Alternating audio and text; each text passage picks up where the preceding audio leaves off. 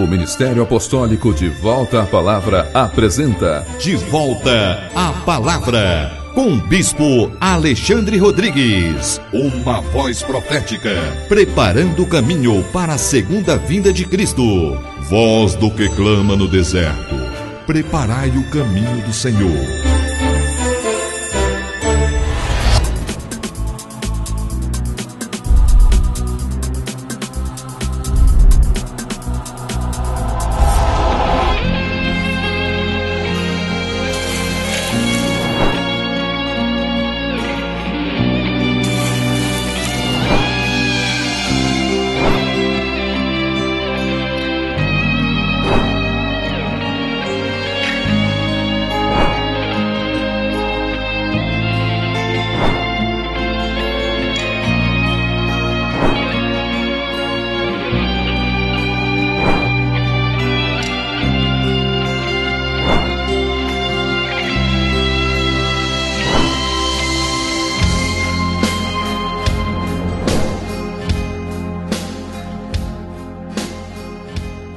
Bom dia! Toda honra e toda glória sejam dadas ao nosso Senhor e Salvador Jesus Cristo, ao Senhor da Igreja e a todos vocês que estão em casa, graça e paz vos sejam multiplicadas. Este é o programa De Volta à Palavra, um programa do Ministério Apostólico De Volta à Palavra, um ministério empenhado com a edificação do corpo de Cristo, empenhado na ministração da Palavra de Deus, da verdade de Deus, conforme nos é revelada no Novo Testamento, nos 27 livros do Novo Testamento. É por isso que nós convidamos a cada um de vocês a nos acompanharem a cada sábado nessas ministrações essas que têm o objetivo de trazer luz a respeito da vontade de Deus, a respeito da obra de Deus, uma palavra que lança luz para nos mostrar a era em que nós vivemos, de maneira que possamos, mediante o conhecimento de Deus em sua palavra, podemos servi-lo de acordo com a sua vontade. No próximo domingo, amanhã, na parte da manhã, às 9 horas da manhã, eu estarei ministrando na nossa extensão ministerial em Goiânia. Anote o endereço: Avenida Rio Negro, quadra 189, lote 18, Parque Amazônia. Os irmãos aí de Goiânia que têm assistido a este programa, que têm sido alimentados e abençoados mediante o programa De Volta à Palavra, que estejam conosco amanhã, faça-nos uma visita, vamos juntamente celebrar o nosso Deus, vamos partir o pão juntos ali em Goiânia, no Ministério Apostólico De Volta à Palavra, às 9 horas da manhã. Inclusive, neste mesmo domingo, amanhã, à noite, às 18 horas, eu também estarei ali ministrando na nossa sede em Taguatinga, aqui em Brasília, na QI 4, lote 23, setor de indústria de Taguatinga. Pela Avenida Sandu, você tem como ponto de referência o Colégio Ideal. Agora é um novo local, um local ali mais amplo, um lugar mais confortável para que você e a sua família sejam recebidos e possam assim ter comunhão conosco, ter comunhão no Espírito Santo, ter comunhão na palavra, ser ministrado pela poderosa palavra de Deus que nos cura, que nos liberta, que nos transforma, que nos prepara para a segunda vinda de Cristo. Amanhã, às 18 horas, na QI 4, lote 23, setor de indústria de Taguatinga. Lembrando também que em Planaltina, aqui do Distrito Federal, nós também temos uma extensão ministerial, na quadra 5, conjunto G, lote 40, Vila Buritis. Portanto, vocês irmãos aí de Planaltina, vocês irmãos de Sobradinho, de Colorado, das imediações, vocês agora podem ter comunhão conosco, tem agora um local mais próximo de vocês aí em Planaltina. Todos os domingos, às 19 horas, o Bispo Fernando Rodrigues está ali ministrando a palavra de Deus e eu tenho certeza que vocês serão muito bem-vindos em o nome de Jesus Cristo. Glória a Deus. Vamos pegar nossas Bíblias e vamos abri-la então em Apocalipse capítulo 3. Vamos ler os versículos 15 a 18, que nos dizem assim: Conheço as tuas obras, que nem és frio nem quente. Quem dera fosses frio ou quente. Assim, porque és morno e nem és quente nem frio, estou a ponto de vomitar-te da minha boca, pois dizes, estou rico e abastado, e não preciso de coisa alguma, e nem sabes que tu és infeliz, sim, miserável, pobre, cego e nu. Aconselho-te que de mim, diz Jesus Cristo a esta igreja, compres ouro refinado pelo fogo para te enriqueceres, vestiduras brancas para te vestires, a fim de que não seja manifesta a vergonha da tua nudez, e colírio para ungires os olhos, a fim de que vejas. Versículo 19 ainda diz, eu repreendo e disciplino a quantos amo, sê pois zeloso e arrepende-te. Amados, é importante nós sempre trazermos à memória, fazermos menção, mesmo que repetidamente, de que esta carta à igreja em Laodiceia, a última, a sétima carta dessas 7 de Apocalipse, capítulos 2 e 3, refere-se à igreja do tempo presente. Levando em conta que nós temos aqui 7 cartas proféticas, e que cada uma dessas cartas refere-se a um período específico da história da igreja, a última carta fala desse último período do século XIX, século XX, sobretudo o século XXI, este final da história da igreja. E com isso, nós devemos nos lembrar também de que, sendo essa igreja em Laodiceia um retrato dessa última igreja, desses últimos dias, isso significa que nós estamos vivendo no limiar de uma nova era, no limiar de um novo tempo, no limiar, na verdade, de um tempo em que Jesus voltará de maneira corpórea, de maneira pessoal, de maneira gloriosa, para instaurar o seu reino sobre a terra. Uma vez que Laodiceia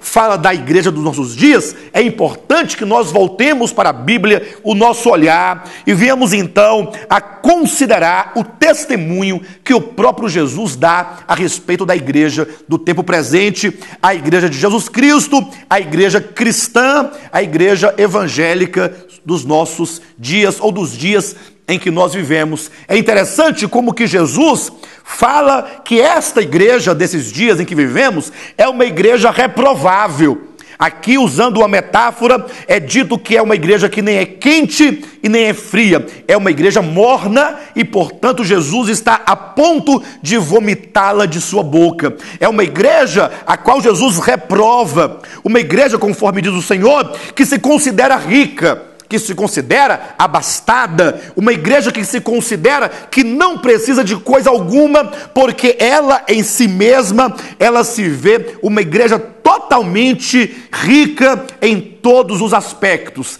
Entretanto, veja que este não é o testemunho de Cristo.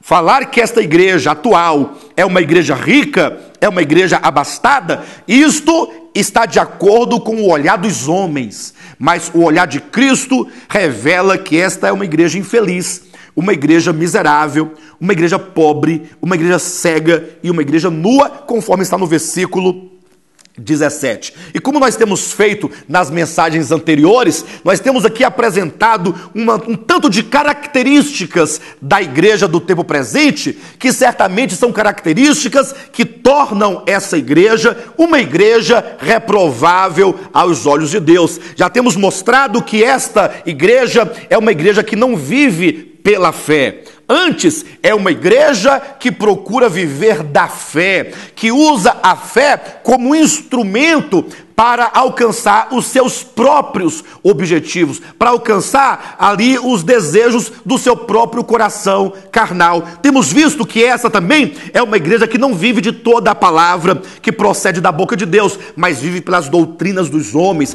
pelas tradições, pelos costumes. Temos visto que esta é uma igreja, de uma maneira geral, e são características que se percebe quando você olha de uma maneira geral, não tratando de uma igreja específica, de um ministério em específico, mas como característica geral, é uma igreja que faz comércio do povo de Deus. Também é uma igreja cujo povo supõe que a piedade seja fonte de lucro. Hoje queremos trazer mais 2 outras características da igreja do tempo presente. E esta que nós trazemos fala que por causa de todas essas características anteriores, ou seja, por ser uma igreja materialista, por ser uma igreja pragmatista, ou seja, uma igreja que só consegue viver a vida cristã se tocar imediatamente nas bênçãos de Deus. Então, porque é uma igreja muito voltada para as coisas materiais, então, certamente, isso traz um grande prejuízo para os verdadeiros filhos de Deus,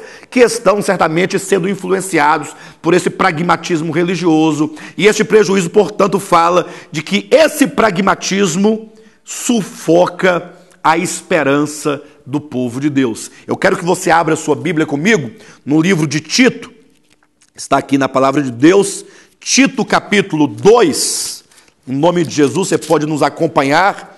Capítulo 2, versículo 13, que nos diz assim: aguardando a bendita esperança e a manifestação do nosso grande Deus e Salvador Jesus Cristo, o qual a si mesmo se deu por nós, a fim de remir-nos de toda iniquidade e purificar para si mesmo um povo exclusivamente seu, zeloso de boas obras. Eu quero convidar neste momento todos os verdadeiros filhos de Deus que nos assistem nesta manhã, que você abra a sua Bíblia, que você volte o seu olhar e veja como que a palavra de Deus nos traz uma revelação tremenda. O versículo 14 de Tito, capítulo 2, diz que Jesus Cristo se deu a si mesmo por nós, ou seja, o próprio Deus se fez carne e morreu na cruz do Calvário pelos nossos pecados. Mas com qual objetivo?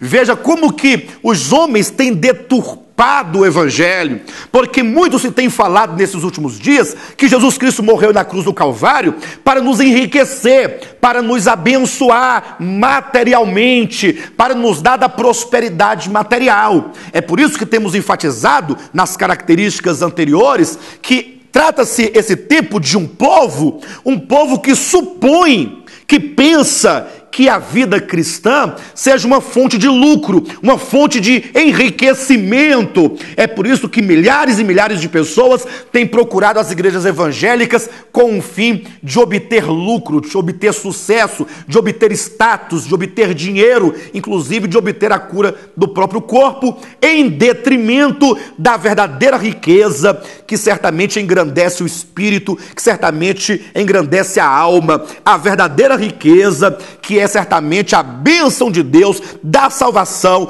dentro do homem, no espírito do homem, na alma do homem, transformando-o para o seu reino e para a eternidade. Mas vejam que a Bíblia coloca certamente esse pensamento, coloca ele em descrédito, quando ela diz que o Senhor a si mesmo se deu por nós, a fim de remir-nos de toda iniquidade e purificar para si mesmo um povo exclusivamente seu, zeloso de boas obras. Vejam essas duas características, essas duas razões pelas quais o Senhor certamente deu a sua vida na cruz do Calvário para nos salvar. Primeiro, para nos remir de todo pecado, para nos remir de todas as nossas iniquidades, para nos tirar do mundo perverso de pecados. E por outro lado, no aspecto positivo, e nos purificar para si mesmo, purificar para ele um povo exclusivamente seu,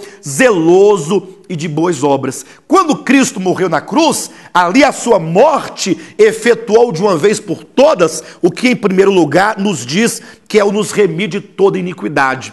Todos aqueles que creem em Jesus, que creem no Evangelho, têm os seus pecados de uma vez por todas perdoados e de uma vez por todas redimidos. Nós somos redimidos de todo e qualquer pecado que tenhamos cometidos ou que venhamos ainda a cometer. Agora, quando diz que o Senhor também morreu na cruz pelos nossos pecados para nos purificar para si mesmo um povo zeloso, um povo exclusivamente seu, um povo de boas obras, aqui na verdade refere-se a um longo processo.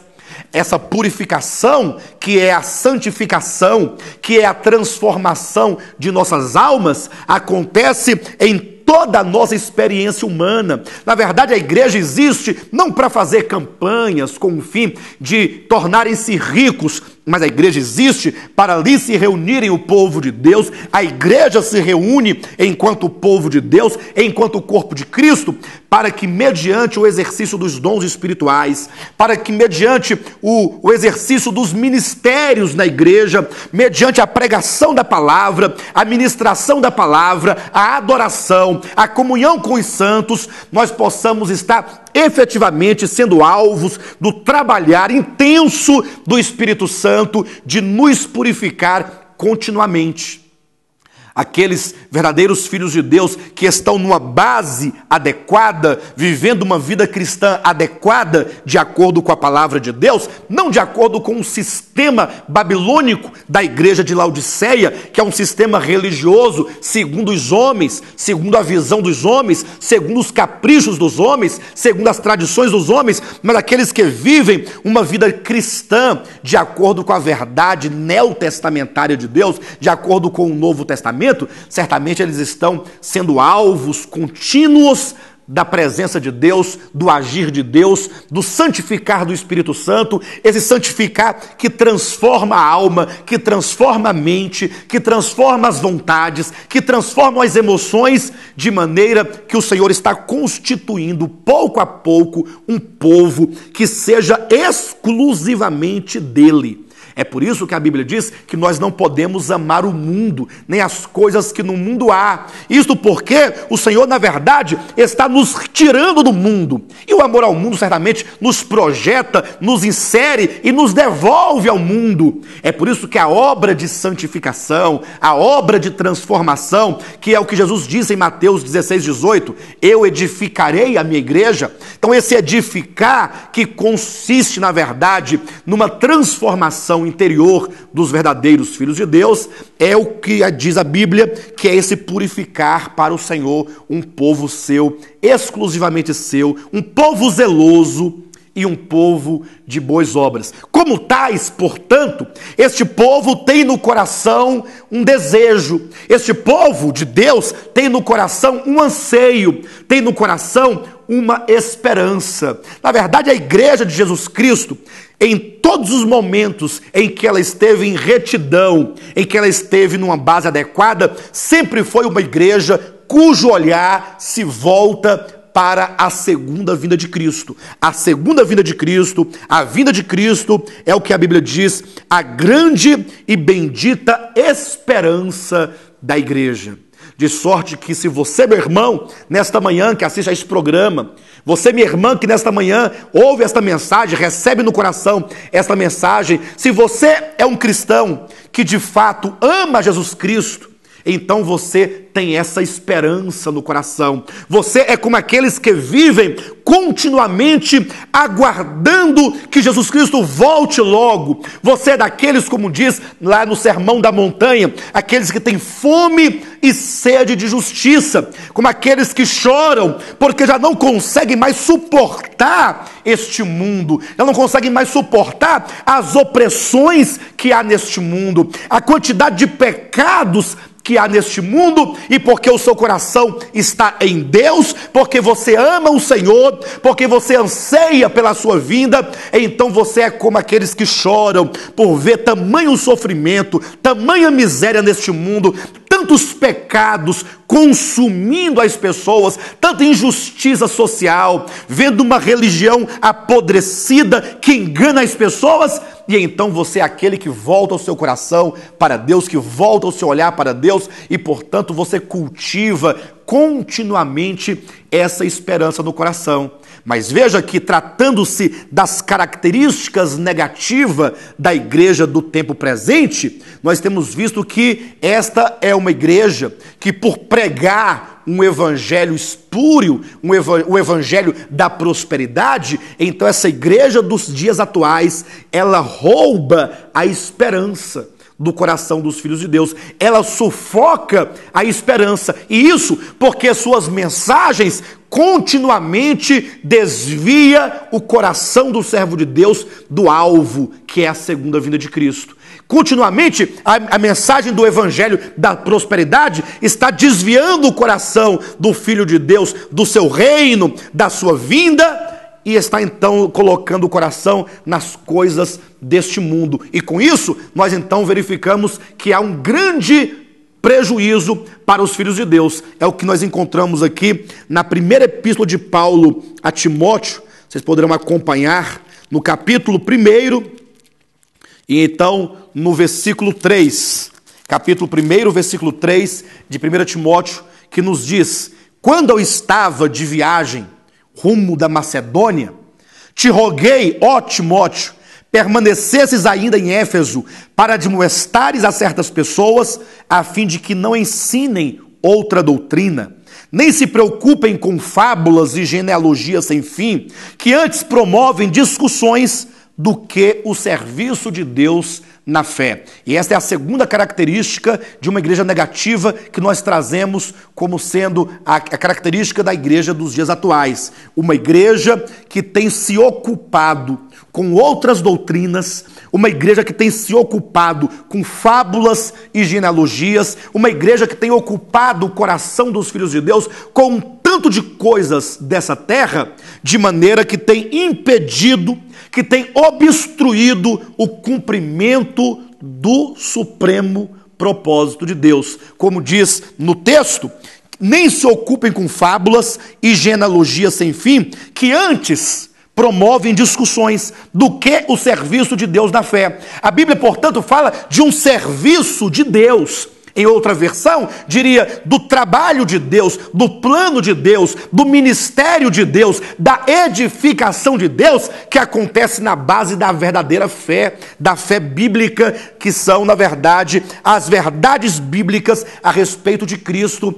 e de toda a sua obra. Deus tem uma obra a executar. A igreja, é certo, há muito perdeu de vista essa grande verdade, que ela não existe para si mesma, de que, na verdade, a igreja existe para o cumprimento da vontade de Deus, conforme está em Romanos, no capítulo 8, versículo 28, que nós fomos chamados para o cumprimento do propósito de Deus. E então, a partir do momento em que a igreja dos dias atuais prega o evangelho da prosperidade, prega esse evangelho pragmático, esse evangelho que se reduz a bênçãos materiais, se reduz a carros, se reduz a casas, se reduz a dinheiro, se reduz a bênçãos de natureza material, então certamente não somente sufoca a esperança no coração dos verdadeiros filhos de Deus, como também acaba se tornando um elemento que obstrui, que impede que Deus trabalhe verdadeiramente no coração da sua igreja. Então, na verdade, essas mensagens e essas características visam a alcançar o coração daqueles que desejam servir a Deus verdadeiramente. E para tanto, você precisa, a partir de então, começar a se afastar pouco a pouco, tirando da sua mente, retirando do seu coração e retirando, sobretudo, das suas práticas, qualquer característica dessas que faz da igreja do tempo presente uma igreja reprovável aos olhos de Deus. De maneira que, a partir do momento que você começa a identificar a presença desses elementos negativos, então você tem que ir abandonando toda sorte de prática, toda sorte de lugares onde essas coisas são, na verdade, cultivadas, são ensinadas e são propagadas. Para quê? Para que então nós possamos começar a viver ou a retomar o caminho que nós nunca deveríamos ter abandonado, que é o caminho da edificação do corpo de Cristo. Então, onde quer que você esteja, independentemente do rótulo denominacional, porque não é isso que vale. O que vale é a essência, o que vale é a substância, o que vale é a palavra de Deus, que não é propriedade de nenhum ministério, antes é a palavra de Deus disponível a todos aqueles que o amam e todos aqueles que desejam servi-lo segundo a sua vontade. De maneira que você, então, agora você tem acesso à palavra de Deus, você pode fazer uma releitura do Novo Testamento, colocando em relevo ali as principais doutrinas neotestamentárias a respeito, por exemplo, da obra de redenção de Cristo, desde a identificação de quem de fato é Jesus, que não é simplesmente um profeta, que não é simplesmente um pregador, que não é simplesmente um homem bom, mas que é o próprio Deus que se fez carne, é o Deus unigênito, como diz em João capítulo 1, versículo 18, que se fez carne para manifestar o Pai, para revelar o Pai, como que este homem, esse Deus homem, viveu vida santa, vida justa, sem pecado, para então se tornar de fato a nossa justiça, como que Cristo morreu na cruz do Calvário, ali uma morte verdadeiramente substitutiva, no lugar do pecador, no lugar de todo aquele que crê, para que o seu sangue derramado, a sua morte pudesse nos trazer perdão, justificação, reconciliação, santificação, regeneração, e então agora, sendo nós um povo totalmente comprado para Deus, já não mais pertencemos a nós mesmos. E aí você começa a identificar, nessa leitura do Novo Testamento, a doutrina da igreja. O que é a igreja? Quando você vai observar que não é um templo físico feito por mãos humanas, não é uma capela, não é, na verdade, nada disso que os homens dizem, mas é um povo comprado e remido para ser propriedade de Deus, um povo exclusivamente de Deus, para que então esse povo possa estar de fato e de verdade dentro de um processo de edificação. Como é dito, Deus está edificando para si uma casa, Deus está edificando para si uma habitação, de maneira que nós, os crentes, somos as pedras vivas, e então nós vamos observar que todo esse ativismo religioso, esse ativismo nas igrejas evangélicas, esse ativismo pragmático, serve mesmo para impedir que o povo de Deus venha focar nessa verdadeira obra, que é a obra de edificação do corpo de Cristo. Portanto, vocês que são líderes, assim como eu, nós líderes na casa de Deus, devemos nos despertar para a verdade, da palavra de Deus, para uma prática de vida cristã autêntica, para voltar a ser, de fato e de verdade, na nossa experiência, uma igreja autêntica, que tenha razão de ser, para que assim o Senhor encontre o seu prazer em nós, somente desta maneira, buscando nos enriquecer da verdadeira riqueza, é que nós, de fato, seremos uma igreja aprovada por Deus, e não, como é dito em Apocalipse no capítulo 3, uma igreja que é reprovada, o que é reprovável aos olhos de Deus. E portanto, quando Jesus diz aqui, eu repreendo e disciplino a quantos amo, veja que esta é uma palavra de repreensão. Esta é uma palavra que procura repreender os filhos de Deus para que eles possam, de alguma maneira, ter seus olhos abertos. Quando Jesus diz, aconselho-te que de mim compres o colírio, a fim de que você veja para ungires os olhos, significa que a igreja do tempo presente, ela não está enxergando a sua verdadeira condição. E este programa e esta mensagem, portanto, vem a cada um de nós como um alerta, como um colírio, como um remédio para abrir os olhos espirituais daqueles que amam a Deus, daqueles que desejam servi-lo de acordo com seus propósitos. E, portanto, não fique nesse momento, não fique com raiva de mim, não precisa ficar franzindo a testa. Antes eu te peço, abra o seu coração.